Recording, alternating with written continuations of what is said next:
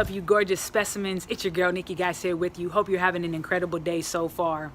This video right here will mark the first time since the election last Tuesday that I have shared any thoughts, feelings, and emotions regarding Donald Trump being elected our new president.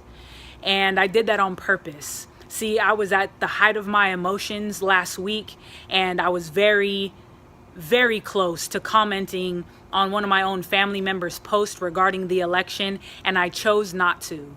And the reason is because I know when I'm at the height of my emotions, I might say or do something that might be a little bit out of character of who I am. Some of you did not do that same thing. Let me tell you something right now. The hatred and the name calling and the violence that are being spewed out into our society are literally doing no good. Now, I realize that there are very real emotions regarding this election. Believe me, I feel them too. But here's what I know for certain. The people that have made the most difference in the world regarding these issues of humanity have done it with nonviolence, have done it with a language of love and peace. And that's what I'm encouraging you to do. Last Friday, I had the opportunity to speak to a couple colleagues, and in this conversation I had with them where I was seeking to understand, I very quickly realized it was very important for me to first seek understanding. See, at first, I wanted to call every single person who voted for Donald Trump racist, sexist, homophobic, xenophobic. I really wanted to do that. And then I thought to myself, that probably is not true.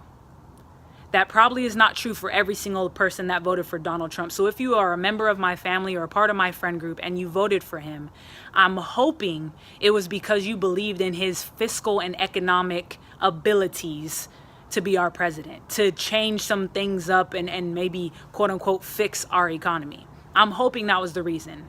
But in case by chance you agree with any of the disgusting things he said about women, people of color, Hispanics, immigrants, Muslims, people a part of the LGBT community, I invite you now to delete me from your life. Because if you agree with any of that stuff, I really have no place for you in my life, and there's probably no place for me in yours. But in case you want to seek understanding the way that I do, in case you actually want to know what the feelings are on the other side, I'm here to let you know. See, there are three things that were said last week that really punched me in the gut, that really got to me, that really made me sad and disappointed.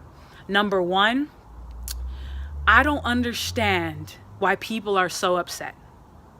Number two, people just need to get over the fact that he's our president.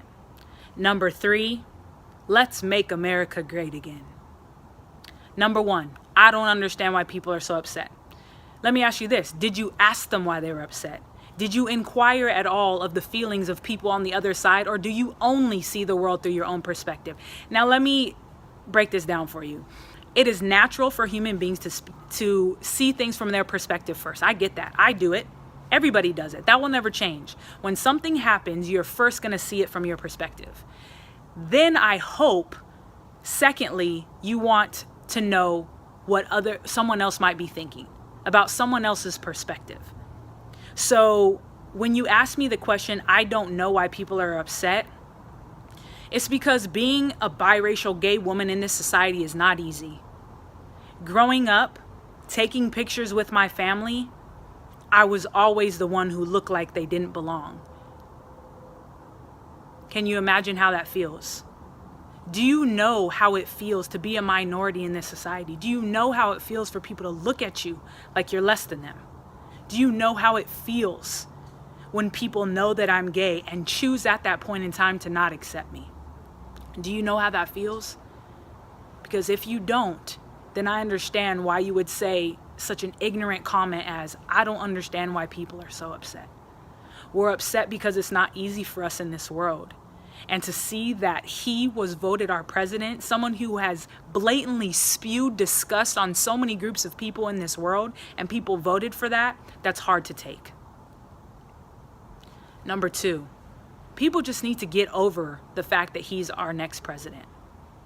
That's like asking me to get over being gay, half black, a woman, to ask people to get over being Muslim, Hispanic, an immigrant. Can you get over the way that you were born? Can you get over your ethnicity? Can you get over your culture? Because I can't get over mine. And frankly, I don't want to. I'm very proud of who I am. But it makes it very scary when you see that the leader of the country that you live in and love has spewed so much hatred on groups that you belong to. That's why I can't get over him being my next president. Number 3, let's make America great again. Please tell me when America has been great for the LGBTQ community. Please tell me when America has been great for people of color. Please tell me when America has been great to Muslims. Tell me when that was, please. And I'll be all for making America great again. Guess what? Only 2 years ago did I get the right to marry who I love in this world. 2 years ago. People still look at me weird when I walk somewhere with my mom. People still look at me strange when they find out I'm gay. So what America would you like me to love from the past? Please tell me when America was great for somebody like me. See, some of you watch this and it will mean nothing to you. But for those of you out there who I believe in your love and compassion, for those of you out there who actually seek to understand your own friends and family's point of view, I hope you understand why this election was so hard for some of us. I hope you understand why there's some real feelings out there that people have, that I have, regarding this election. I hope you seek to understand on both sides. Let's have real conversations, not hateful ones.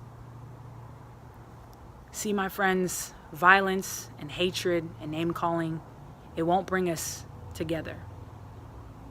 Martin Luther King Jr. said, "Darkness cannot drive out darkness. Only light can do that.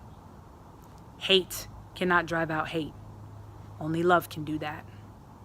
With all this madness and everything going on, my goal, my hope is that you decide to be light, that you decide to be love. And I'll see you next time.